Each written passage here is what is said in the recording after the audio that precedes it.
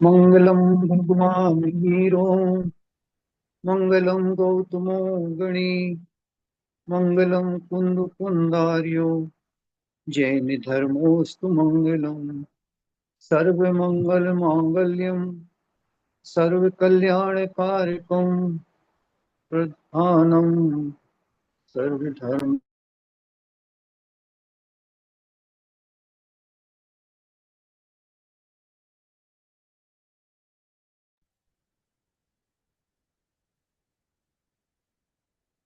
भैया जी, आप म्यूट पर हो गए।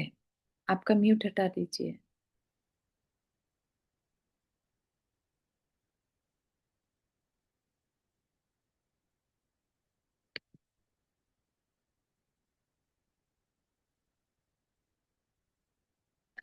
भैया जी, आपकी आवाज नहीं आ रही है, आप म्यूट पर हो गए।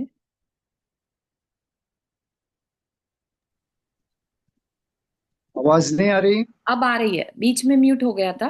अब आ रही अच्छा, है। जी। आज के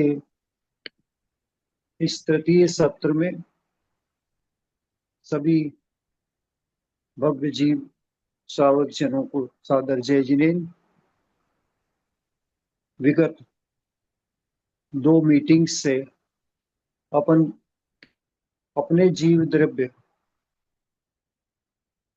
आत्म द्रव्य की हित में सोचने के लिए, उस पर विचार करने के लिए सब आपस में मिल रहे हैं। आचार्यों ने जो विधि बतलाई है उसके अनुसार मनुष्य पर्याय का फल क्या है, तो कहा सम्यक ज्ञान। सम्यक ज्ञान का फल क्या है, तो चारित्र। चारित्र का फल क्या है, तो संलेखना। और उसी दिशा में बढ़ते हुए अपन ने विषय प्रारंभ किया था। और जो पिछले एपिसोड में अपना विषय चल रहा था जिसको छोड़ा था, एक प्रश्न सामने आ रहा था कि ठीक संलेखना तो करनी चाहिए, लेकिन इसकी तैयारी कैसे करें, कहाँ से शुरू करें, किस प्रकार करें। एक क्लू दिया था हमने कि निर्यापक बनाना अनिवार्य है। बिना गाइड के हम किस मार्ग में चलेंगे भ्रमित हो सकते हैं। मात्र पढ़कर नहीं बन सकता। हमें पग पग पर सलाह देने वाला, हमें गाइड करने वाला जो भी धर्मात्मा जीव आचार्य हो, निर्यापक आचार्य हो, सर्वथा सबसे उपयुक्त है। मुनि महाराज हो, अरिकामा हो, व्रती श्रावक हो, या वो कोई भी ना हो गए तो फिर हमारे पास में जो धर्मी जीव है, जो धर्म से जुड़े हुए हैं, थोड़ा ज्ञान जिन्हें हैं, वे भी हमें गाइड करें तो हम आगे बढ़ने में सक्षम हो सकेंगे और उस मार्ग पर बढ़ सकें। तो सबसे पहले आचार्यों ने जो विधि दी उसमें मुनि महाराज को भी कहा कि पहले निर्यापक आचार्य का चयन करो, उनकी खोज करो। और उनके खोज करने में भले समय लगा देना, लेकिन जिस समय खोज कर लो और खोज करने के बाद में निर्णय कर लो कि यही मेरे आचार्य होंगे, निर्यापक आचार्य, तो फिर क्या किंतु परंतु नहीं करना जीवन में। जैसे हम अस्वस्थ होने पर एक अच्छे डॉक्टर की खोज करते हैं, चार लोगों से पूछते हैं, सर्च करते हैं, मिलते हैं, जाकर समझते हैं और ये लगता है कि इन डॉक्टर के पास मेरा इलाज अच्छा हो सकता है, तो फिर उन डॉक्टर के पास जाकर शंका नहीं करें, तो अपने को औषधि का लाभ होगा, स्वास्थ्य का लाभ। शंका करेंगे कि ये डॉक्टर पता नहीं क्या, इन्हें ये जांच लिखी अच्छी है कि नहीं, ये दवाई दे रहे ठीक है कि नहीं, तो कभी भी हम ठीक नहीं हो सकते। इसलिए सबसे पहले पूरे विश्वास पूर्वक निर्यापक का चयन बहुत अनिवार्य है, जैसे अपने शरीर के स्वास्थ्य के लिए डॉक्टर का चयन करते हैं। पश्चात इसके कहा था जो लपेटे लगाए हैं जीवन में हमने, उन लपेटों को एक एक करके खोलना है। वो लपेटें क्या है? हमने अपने राग द्वेष परिणामों से इतने कर्म बांधे हैं जो हमें साक्षात दिखाई पड़ रहे हैं, जो हमें साक्षात स्मरण में है। उन दुष्कर्मों को कागज में लिखना चाहिए। एक डायरी पर्सनल रखें, उसमें लिखें कि ये भी हमने इस उम्र में ये कार्य भी गलत किया था, ये कार्य भी गलत किया था। ये सब गलत कार्यों को जिसमें हम लिस्ट बनाकर तैयार कर लेंगे तो उस समय से हमें ये महसूस हो जाएगा कि हम कम से कम गलतियां मानने के लिए हम अंदर से तैयार हो गए। अभी हमारे परिणाम राग द्वेष के ऐसे हैं, क्रोध मान माया लोभ के, मायाचारी के परिणाम ऐसे, लोभ के परिणाम ऐसे कि जिसके कारण हम गलती स्वीकार भी नहीं करते। अभी दूसरों के सामने स्वीकार करने की बात नहीं कह रहे, अभी तो अपने सामने स्वयं तो स्वीकार करें। और जब तक ये गलतियां स्वीकार नहीं करेंगे तब तक हमारा विकास नहीं होगा, धर्म मार्ग में विकास नहीं होगा। तो इसलिए ये लपेटे अपने को खोलना है। क्यों खोलने हैं? कि यो खोलकर हम अपना प्रायश्चित प्रतिक्रमण आलोचना के द्वारा हम आगे बढ़ेंगे तो अपना पुण्य गाढ़ा करेंगे। पुण्य गाढ़ा एक शब्द हमने और कहा था पिछले एपिसोड में कि पुण्य को गाढ़ा करना। पुण्य गाढ़ा क्या है? अभी हम जो कर रहे हैं उथला उथला कार्य कर, अब हमें करना है सॉलिड ठोस काम करें। जो हम करें वो कम से कम अच्छा करें। जब हम घर गृहस्थी में भी कोई काम करते हैं तो उसका पूरा चार्ट आउट करते हैं, ऐसा ऐसा करना है, ये प्रोग्रामिंग करना है, इस दिन करना है, और उसकी पूरी तैयारी करते हैं, उसके पूरे सेटअप बनाते हैं। उसके लिए सामग्री उचित कहाँ से क्या हो सकती है, किस लोगों से सहयोग ले सकते हैं, सब करने के बाद में फिर उसको क्रियान्वयन करते हैं। इसी प्रकार ये है कि अंदर से मजबूती बनाओ। पहले अंदर से विचार कर लो कि नहीं, मुझे निर्णय कर लो कि वास्तव में हम संलेखन करना चाहते हैं कि खाली अभी सोच रहे हैं। करना चाहते हैं तो उसके लिए ठोस कार्यक्रम बनाए कि मुझे सबसे पहले जो करना है वह इसका प्रथम कड़ी के रूप में है, अपने दोषों की क्षमा याचना करनी है। ये क्षमा याचना बहुत सरल नहीं है, देखने के लिए सुनने के लिए सरल है, दुख दे दिया टेलीफोन करके, भैया गलती होगी क्षमा करना। हालांकि इतना करना भी मुश्किल है, लेकिन फिर भी पहले दोषों को निकाल कर सामने पूरा नोट करके रखें। मैंने किस किस प्रकार के दोष लगाए, किस किस से जीवन में वाद विवाद हुआ, किससे बहस हुई है, किससे मैंने अनावश्यक रूप से झंझट की है, किससे मैंने मायाचारी की है। भले उसे समझ में आई हो ना आई हो, लेकिन मैंने की है अपने से। आज हमारी जो विशुद्धि है, इस विशुद्धि से मेरी विशुद्धि 1000 गुनी बढ़ने वाली है जैसे मैं आगे चलूंगा इस मोक्ष मार्ग पर। आज जो मुझे दोष समझ में नहीं आ रहे, जब विशुद्धि मेरी बढ़ेगी तो वो छोटा से छोटा दोष भी मुझे पहाड़ के समान बड़ा दोष दिखाई पड़ेगा उस समय। अब फिर जब उस समय दोष दिखाई पड़ेगा तो मैं धर्म में अपने आप को स्थिर नहीं कर सकूंगा, ध्यान में स्थिर नहीं कर सकूंगा, कुछ अच्छा सोच रहा हूँ उसमें स्थिर नहीं कर पाऊंगा, क्योंकि मुझे अपना दोष दिखेगा वहां पर। तो वहां पर उस अवस्था में मुझे दोष दिखेगा तो मुझे भारी पड़ेगा। इसलिए इसलिए अपने को सारे दोषों को चार्ट आउट करना है। ये काम जिनको भी संलेखना में आगे बढ़ना है आज से करना, आज शुरुआत करना। एक कॉपी लेकर पेन लेकर पहला दोष लिखना कि मेरा मेरा ये दोष बड़ा था। बड़े बड़े दोषों को छांटो, छोटे छोटे दोषों को अलग पेज में लिखो, बड़े बड़े दोषों को अलग पेज में लिखो। लेकिन ये बहुत जबरदस्त प्रक्रिया यहाँ से शुरू होती है। जैसे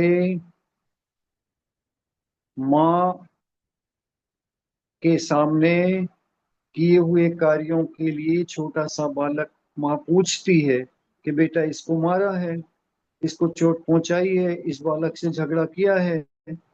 तो कहता है नहीं किया। बनाता है, बात बनाता है, इधर उधर की घुमाता है, फिर धीरे धीरे कुछ सच बोलता है। लेकिन माँ को पूरा ज्ञात होता है, आप सब गृहिणी है, माँ है, आपको मालूम है कि मेरा बालक कितना सत्य बोल रहा है और कितना घुमा रहा है। कहीं कोई गलती करके आया होगा, आप पूछोगे तो कोशिश करेगा बताने की, पकड़ा जाएगा तो बताने की कोशिश करेगा, लेकिन आपके नजर में पूरी दृष्टि रहती है उसकी कि ये अभी कितना सच बोल रहा है और कितना छुपा रहा है। बस निरापक आचार्य, आचार्यों के सामने जब मुनि महाराज अपने पापों का प्रायश्चित करते हैं, आलोचना करते हैं, तो आचार्य उनसे कहते हैं निर्दोष भाव लेकर कोशिश करो, पूरे के पूरे दोषों को बखान करो। इसके बाद भी वे मुनि महाराज पूरे दोष नहीं कह पाते। आचार्य समझ रहे हैं कि ये भी कुछ छुपा रहे हैं, तब उन्हें फिर संबोधन करते हैं, फिर समझाते हैं कि देखो छपकराज, ये पर्याय ऐसी मिली है कि यहाँ से उत्थान प्रारंभ होना है, और यहीं पर मायाचारी करोगे, अपने साथ मायाचारी करोगे तो ये सब तुम्हारे लिए ठीक नहीं होगा। भविष्य में, आगे के समय में तुम्हारे को अवरोध बनने वाला।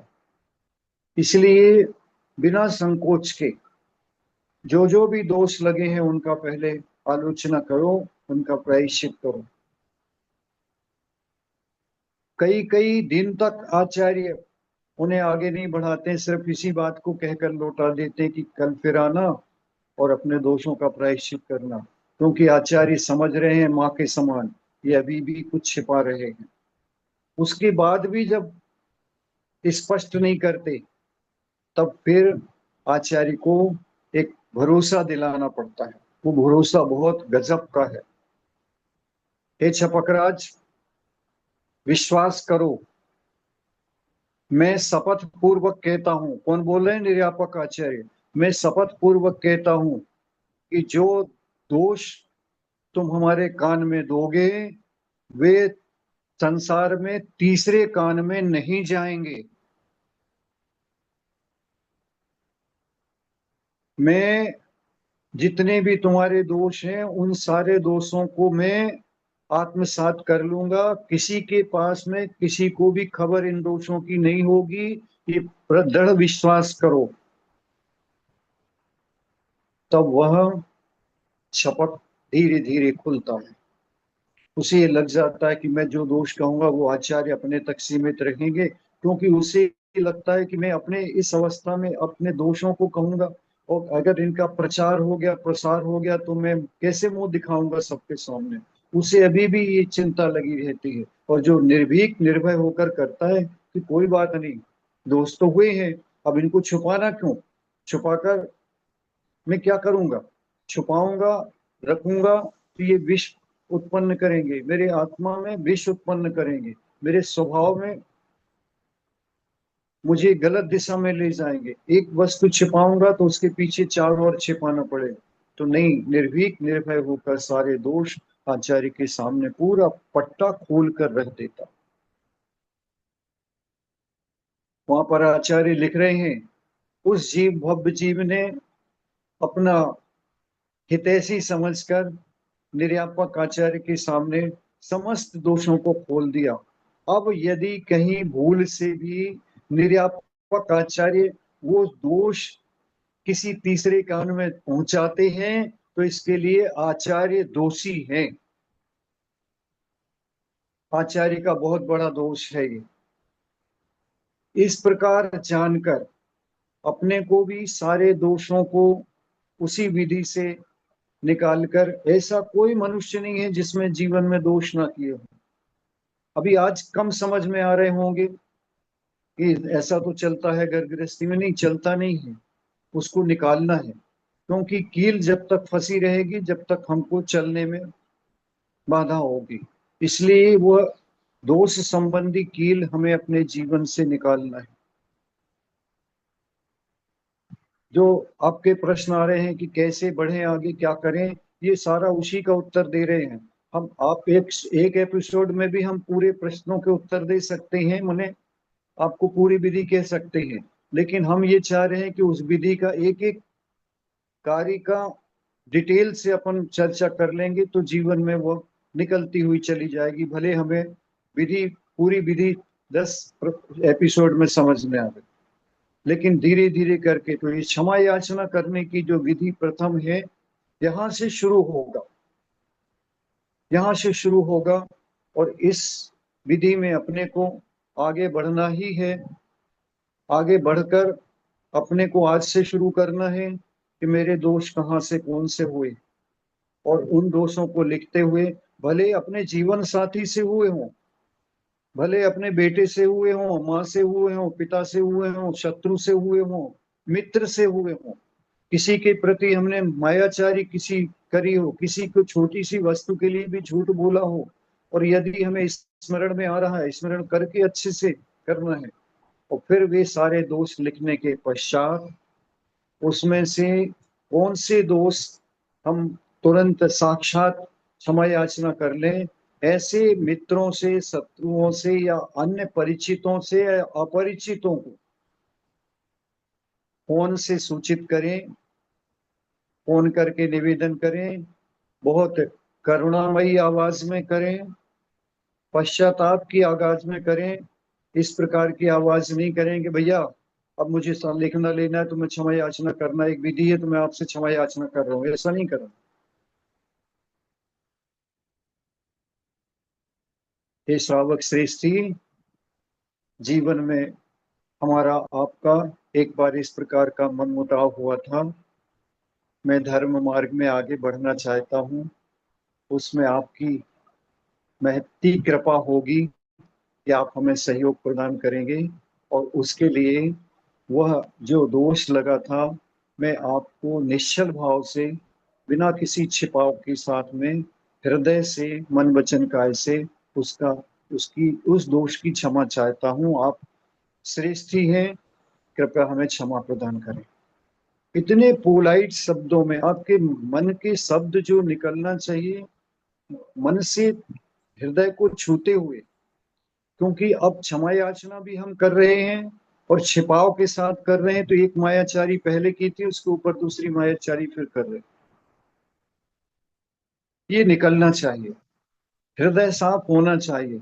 लिखी हुई स्लेट जो कुछ लिखी थी पिछले पूरे जीवन में, 50 साल में, 60 साल में, 70 साल में, उस स्लेट को साफ करनी है। उसके साफ किए बिना नई कुछ भी इबारत लिखेंगे तो वह कोई कार्यकारी बनेगी नहीं। एक खीर को रखना है तो पात्र अच्छा चाहिए। कभी भूल से हींग के पात्र में रख देंगे तो सारा किया हुआ पुरुषार्थ गलत हो जाएगा। इसलिए हे भव्य जीव, हम सब भव्य हैं क्योंकि अपने आत्महित की बात सुनने के लिए तत्पर हैं। अभव्य जीव को जिनवाणी नहीं सुहाती, इसलिए मोक्ष का मार्ग मिला है। भले पंचम काल है, कोई बात नहीं, लेकिन अभी भी धर्म का अभाव नहीं है, धर्मी जनों का अभाव नहीं है, मोक्ष मार्ग का अभाव नहीं है। भले मोक्ष का साक्षात नहीं है, लेकिन मार्ग का अभाव नहीं है। यहाँ से हमारी शुरुआत होगी तो निश्चित रूप से हम 7-8 भवों के अंदर अच्छी संलेखना के साथ मुक्ति को प्राप्त हो सकते हैं। तो आज से क्या करेंगे, दोष भी लिखेंगे और पहला फोन भी घुमाएंगे। वो जहां पर भी हो, बहुत विनम्र शब्दों में हमें आज ये एक कदम आगे निकालना है। विश्वास रखो, पहला कदम अगर निकाल पाए हम, तो सारे कदम हमारे जीवन में अच्छे निकलते हुए चले जाएंगे। और यदि हमने इसमें भी कोई संकोच किया, ये बार बार आपको लगेगा दोहरा रहे हम, वो इसलिए सरल नहीं है जितना हम कह रहे हैं। क्योंकि हमारे क्रोध, मान, माया, लोभ, हमारी मायाचारी, हमारा दुराभाव हमें ऐसा करने से बार बार रोकेगा। वो क्यों रोकेगा, हम नहीं रोक रहे हैं। हमने पिछले जन्मों में, अनेक जन्मों में ऐसे दुष्कर्म बांधे हैं, जो वो दुष्कर्म वे कसाय के रूप में हमें रोकने का प्रयास करेंगे। लेकिन मैं रुकने वाला नहीं हूं, ऐसा अपने आप को संबोधन करना पड़ेगा। चाहे कुछ भी हो जाए, परिस्थिति कुछ भी हो जाए, परिस्थितियां हम नहीं बदल सकते, लेकिन अपनी मन स्थिति को हम मजबूत कर सकते। परिस्थितियां हमारे अनुकूल कभी नहीं होंगी, परिस्थितियां हमें कभी भी फेवर कर सकती हैं, नहीं भी कर सकती, लेकिन मन स्थिति हमारे हाथ में है, परिस्थिति हमारे हाथ में नहीं है। हम अपनी मन स्थिति को अपने कंट्रोल में रखें। वो हमारा मन है, किसी दूसरे का मन नहीं है, हमारे शरीर का अंग है। संगी पंचेंद्री पना पाया है, उसमें हमें मन जो प्राप्त किया है वो किसी की कृपा से नहीं हुई है। मैंने जो कुछ पुण्य अर्जित किया उससे ये मन मुझे प्राप्त हुआ। अब इस मन को हम अपने कंट्रोल में रखेंगे, जैसा अब हम कहेंगे वैसा मन स्वीकार करेगा। इसलिए हे मनराज, अपने मन से गंदगी निकालो। ऐसा अपने को संबोधन करना पड़ेगा, अपने आप को स्वयं से बात करनी है। हे मनराज, जितनी गंदगी समेट के रखी है असंख्यात पर्यायों में, उन गंदगी को निकालना है। अब कोई मायाचारी नहीं करना है। जो दोष लगे हैं उनको प्रक्षालन करना है अच्छे से। और वे दोष यदि पानी से धोने से जैसे कपड़े के दाग निकल सके तो पानी से धोना है। साबुन लायक दोष हो तो साबुन से धोना हो। और साबुन से भी ज्यादा कड़े लगे हैं, कोई केरोसिन से धोना पड़ जाए और अन्य किसी माध्यम से धोना पड़ जाए, बुरुश रगड़ना पड़ जाए, तो रगड़ कर मुझे दोष तो धोने हैं। क्योंकि मुझे अपने वस्त्र की उज्ज्वलता चाहिए, मुझे मेरे मन की उज्ज्वलता चाहिए।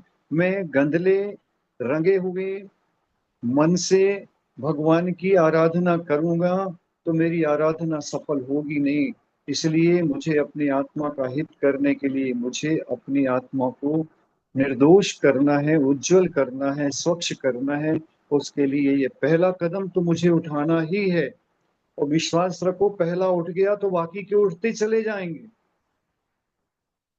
लेकिन फिर से दोहराता हूं, एक मायाचारी के ऊपर दूसरी मायाचारी अपने को नहीं करना, अपनी आत्मा के हित को करना, निर्दोष भाव से, बिल्कुल लघु बनकर। दूसरे सामने वाले को गुरु बना लो जिससे दोष लगा हो, और बस उसके प्रति इतने भाव, वो क्या सोचता है वो उसके भाव हैं। वो हमें क्षमा करता है कि नहीं करता ये उसके भाव हैं। लेकिन मैं निर्दोष हो गया, मैंने तो अपनी तरफ से निर्दोष किया है, अपने आप को किया है। और गर्व से कहना कि आज मैंने जीवन में एक ऐसा काम किया है कि शायद अभी तक नहीं किया, इसी को अपूर्व करण कहते हैं। जब सम्यक दर्शन प्राप्त करते हैं तो तीन करण पढ़कर आए हैं अपन। उस तीन करण में एक अपूर्व करण है।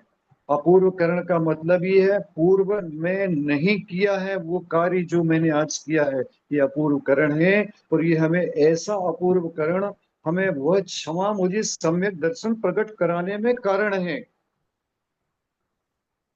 मेरा अनादि का मिथ्यात्व जाने वाला है। इसलिए ऐसी विधि, ऐसी औषधि हमें प्राप्त हो रही है जिसके कारण मैं अपने अनंतता से लगे हुए दोष मिथ्यात्व को धोने में समर्थ हो रहा। मिथ्यात्व और क्या वस्तु है? यही वस्तु है कि हम सोचते हैं, गलत सोचते, गलत को सही मानकर बैठे हैं, सदोष को निर्दोष मानकर बैठे हैं। सामने वाले का मेरा क्या दोष था, दोष तो उसी का था, उसी ने बहस शुरू की थी। नहीं, उसने भले की थी, वो जाने अपने दोषों को, लेकिन मेरे कारण यदि उसके परिणामों में विकृति आई हो तो हे भगवान, हे श्रावक राज, उनको बोलना, हे श्रावक श्रेष्ठी, आपके मन में भले विकल्प नहीं आया हो, लेकिन मेरे मन में विकल्प है कि मैंने आपके साथ में जो वाद विवाद किया था उससे नाहक रूप से परिणाम दोनों के बंधे। और इसमें तो आपसे हृदय से इस बात की क्षमा याचना करता हूँ। आप मेरी गलतियां क्षमा करेंगे।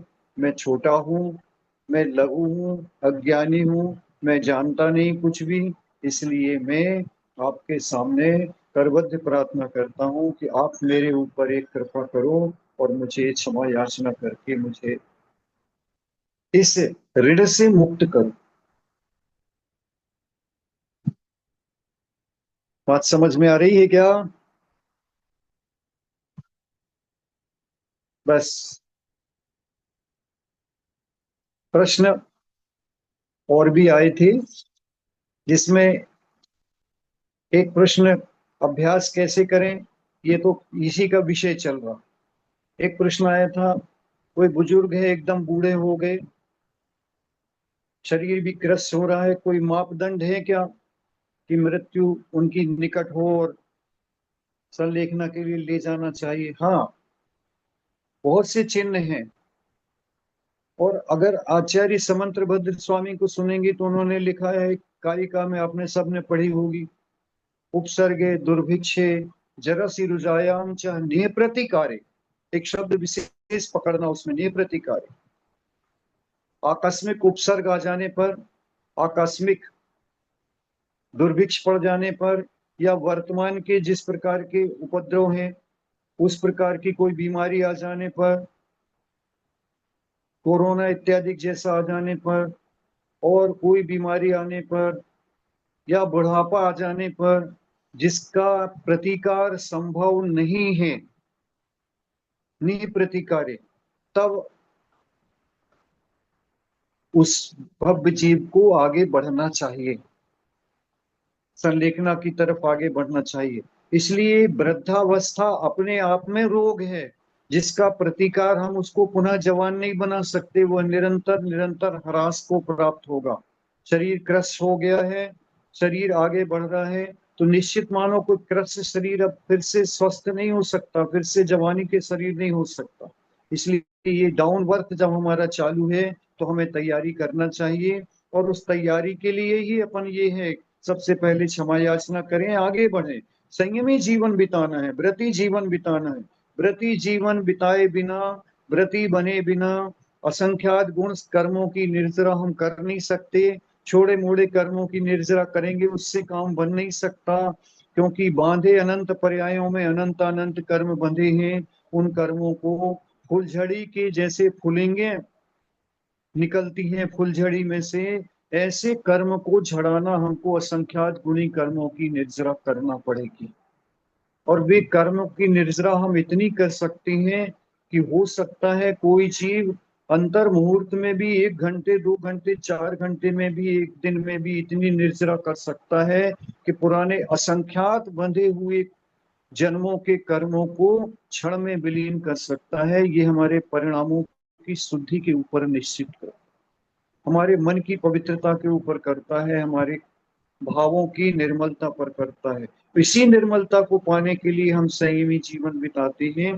तो इसमें संयम के मार्ग में आगे बढ़ने का प्रयास कराएं, उन्हें आगे बढ़ाएं, आगे बढ़ाने के लिए प्रयत्न करें, और इसी मार्ग पर उन्हें आगे बढ़ना है। एक प्रश्न था कि कब तक हम कर्तव्य निर्वहन करें, कब तक उससे निवृत्त होने का प्रयास करें। आपकी अपना परिकर है, अपन ने गृहस्थी बचाई, संतति को उत्पन्न किया, संतति को पढ़ाया लिखाया, उन्हें योग्य बनाया, उन्हें अपने मार्ग पर लगा दें। वे अपना परिवार का दायित्व स्वयं संभालने में सक्षम हो गए, तो अपने को धीरे धीरे करके, अपने को लगाए हुए लपेटे अपने को वापस खोलना है। हमें अब धीरे धीरे करके उन्हें स्वावलंबन देना है, और अपने परावलंबन को छोड़ना है, और उनको भी मुक्त करके उनको भी परावलंबन से अलग करना। उन्हें स्पष्ट करें कि देखो, 60 वर्ष हो गए, गवर्नमेंट भी रिटायर कर देती है, 55 हो गए, 60 हो गए, अब मैं भी चाहता हूँ कि मैं सबकी दायित्व की जिम्मेदारी से धीरे धीरे मुक्त होता चलूं, और मैं अपने जीवन को अब दूसरी दिशा में ले जाने का प्रयास करूं। मैं जो मनुष्य पर्याय पाई है, उस मनुष्य पर्याय का जो सम्यक ज्ञान रूपी ज्ञान मुझे प्राप्त हुआ, उसके आधार पर उस ज्ञान के फल चारित्र को प्राप्त करूं, और चारित्र के साथ में उस चारित्र का फल जो है वह संलेखना है, वह मुझे जीवन के अंत समय में धारण करना है, और उसके मार्ग पर मैं चल सकूं। ऐसा अपने मन में धारणा बनाकर, और बालकों से भी, परिवारजनों से भी इस प्रकार की बात करके, और अपने को निवृत्त करने, एक दिन में तो हो नहीं सकेंगे, सालों साल लगेंगे जब निवृत्ति को प्राप्त हो पाएंगे। पहले मन से निवृत्ति करें, फिर वचन दूसरे से कहकर करें और फिर क्रियान्वयन में करें। पहले मन से पूरा खाका बना लें, हमें क्या करना है, किस प्रकार करना है, कैसे अपने आप को व्यवस्थित करना है। सबको व्यवस्थित करने के बाद में हम कैसे व्यवस्थित स्वयं हो, उस दिशा में सोचकर। हर जीव की परिस्थिति अलग अलग है, हर जीव की पारिवारिक दायित्व अलग अलग है, इसलिए अपने अपने हिसाब से सोचकर, हाँ, किसी को सलाह की जरूरत पड़ेगी, व्यक्तिगत सलाह की जरूरत पड़ेगी, वो ले सकता है, लिख कर भेज सकता है, उसकी जो परिस्थिति होगी उसके अनुरूप हम कर सकते हैं। तो ये मत सोचना, अब इस एपिसोड में समय हो गया है, इसको 2-4 मिनट के अंदर समेटते हैं। ये मत सोचना कि मैं कैसे करूं, क्या करूं, इतना जीवन लगाया है, इतनी मेरी औषधि चल रही है, इतना मेरा स्वास्थ्य ठीक नहीं रहता, कैसे कर पाऊंगा, कैसे नहीं कर पाऊंगा। आज एक संलेखना की चर्चा करता हूं। आपके बीच में रहने वाली रुचि बहन, जिसकी माँ की संलेखना लगभग, वर्ष तो मुझे एकदम एग्जैक्ट नहीं आ रहा, लेकिन 14-15 की बात है, शायद 13 से 15 के बीच की। रुचि है क्या साथ में? 2019 में हुई थी भैया जी। रुचि?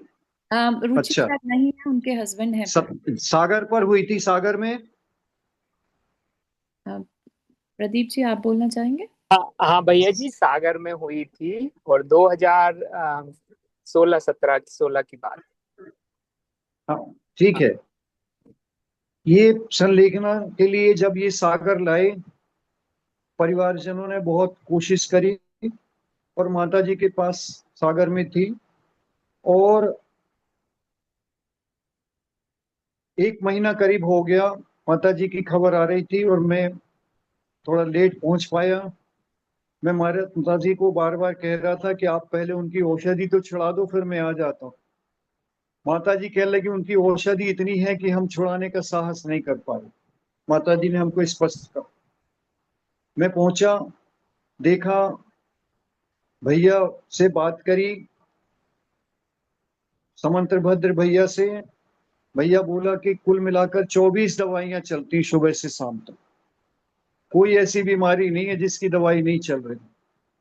तो हमने कहा ये दवाई नहीं चल रही है, दवाई शरीर को खा रही है, क्योंकि पेट में कुछ अन्न जा नहीं रहा, भोजन जा नहीं रहा। थोड़ा बहुत दूध वगैरह अपन दे रहे हैं, दूध पानी दे रहे हैं कुछ इस प्रकार, तो इसमें दवाइयां नुकसान कर रही हैं।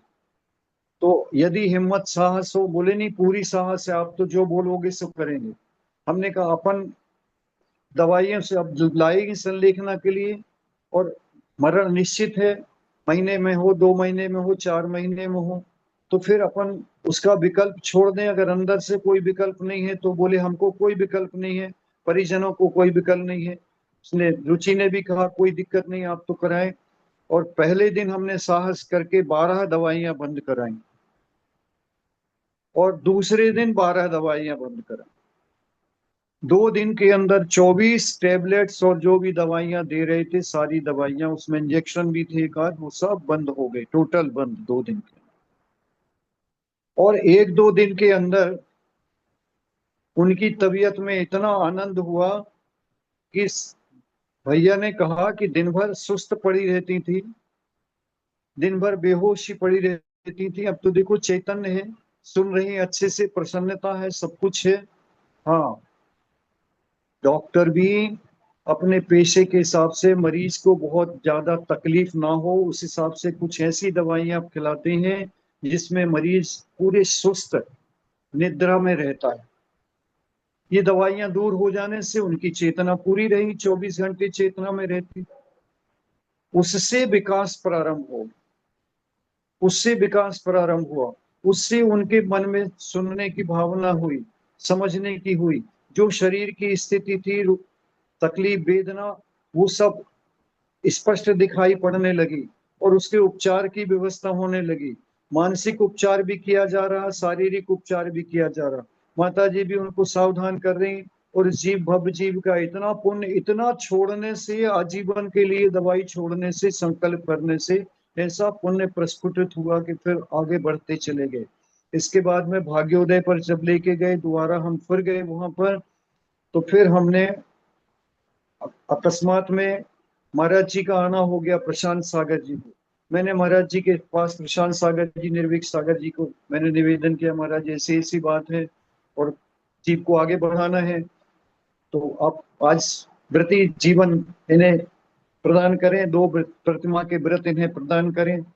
और संयोग लगा महाराज जी को मैं लेकर आ रहा था और माँ जी इनकी यहाँ धर्मशाला से जा रही थी, बीच रास्ते में, वहीं परिसर के रास्ते में, वहीं पर सामने आमना हो गया। महाराज जी को नमोस्तु किया, हाथ में श्रीफल था, वहीं चढ़ाया, वहीं निवेदन किया और महाराज जी ने वहीं खड़े खड़े 2 प्रतिमा के व्रत किए। देखो पुण्य जब आता है तो चलकर स्थान नहीं देखता, समय नहीं देखता, बस वहीं 2 प्रतिमा के व्रत हुए। और प्रतिमा के व्रत लेते ही साथ में जो असंख्यात गुणी निर्जरा प्रारंभ हुई उस दिन से, उसके बाद दिनों दिन अग्रसर होते चले गए, अग्रसर होते चले गए और बढ़ते गए निरंतर। दोनों भाई बहनों ने मिलकर इतनी सेवा की, श्रवण कुमार बनकर। घर को घर नहीं समझा, ये अमेरिका छोड़कर इंडिया बैठी रही, वो बेंगलोर छोड़कर सागर बैठा रहा भैया। और सुबह रात दिन बिल्कुल जैसे अपने भोजन पानी की व्यवस्था नहीं, रूखा सूखा जहां से जैसा भी प्रबंध कर पाए खाया पिया, लेकिन माँ की सेवा में पूरे समय लगे रहे। धन्य है ऐसी संतान और उनका पुण्य कि ऐसी संतान को जन्म दिया था कि जिसने अपने जीवन का माँ का कर्ज उसी जीवन में उतारा है, माँ के किए गए उपकारों का, और आगे बढ़ी। और उन्होंने बाद में माता जी ने उनकी ड्रेस चेंज किया है, 10 प्रतिमा के व्रत दिलवाए हैं आचार्य श्री जी से। और माता जी ने अपने कमरे में फिर अपने पास रखा उनको आखिरी समयों में, पूरे समय 24 घंटे। जैसे 10 प्रतिमा के व्रत ले गए, माता जी ने 2nd फ्लोर में थी, वहीं ऊपर रखा, वहीं संबोधन करते थे कमरे में, वहीं सबको, फिर श्रावकों को जाने नहीं मिलता था, और अपने अंडर में ले लिया। और एक उपवास निर्जल हुआ, 2 हुआ, 3 हुआ, 4 हुआ, विशुद्धि बढ़ती गए, एक एक करके 10 उपवास निर्जल उस भव्य जीव ने, 10 उपवासों के साथ में। और अंत समय था, रात्रि में 11 सवा 11 बजे थे, बेचैनी सी कुछ हो रही थी।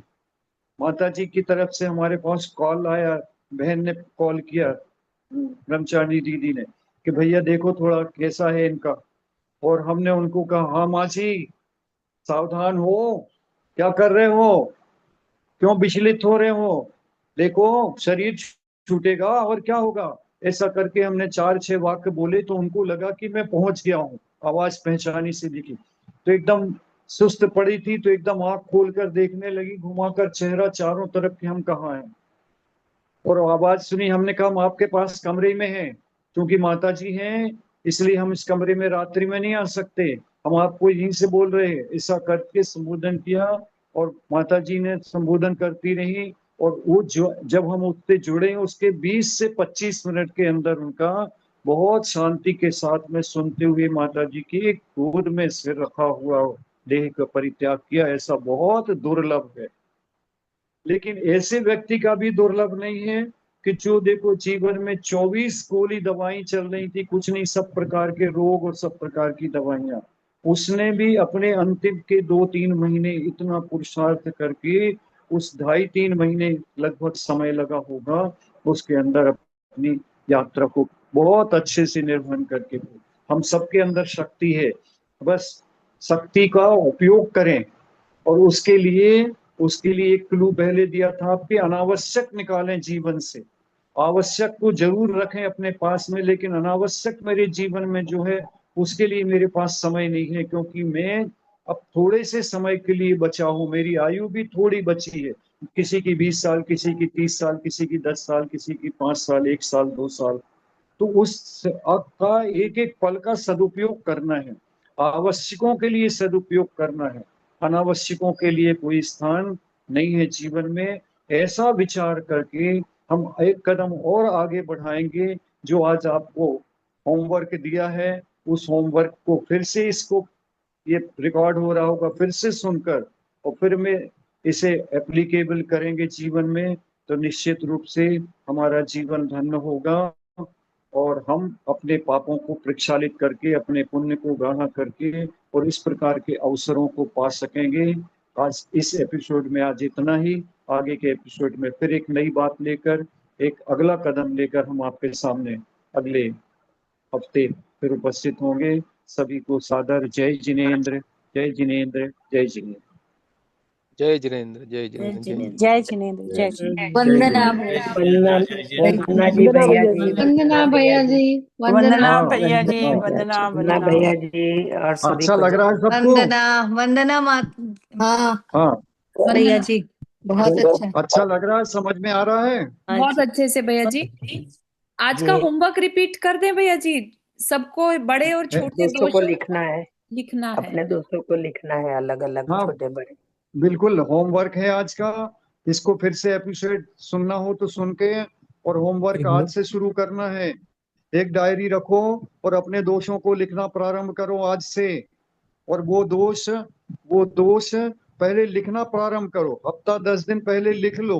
और उसके बाद में यदि ऐसा लगता है कि ये दोष तो पहले अपने को करना चाहिए प्रायश्चित, तो तुरंत आज के आज काल करो कि भैया ऐसा ऐसा हुआ था। बहुत विनम्रता से करो, या लोकल का कोई हो तो सबसे पहले उसी से शुरू करो कि भैया ऐसा ऐसा है, हमारे आपके बीच में इस प्रकार हुआ था। बस यही होमवर्क है आज का, यहीं से शुरू करना है। अगले हफ्ते हमें अच्छे से संस्मरण सुनने मिले कुछ। जी भैया जी। जय जिनेंद्र, वंदना भैया जी। जय जिनेंद्र, वंदना। भैया जी वंदना वंदना। हाँ। भैया जी।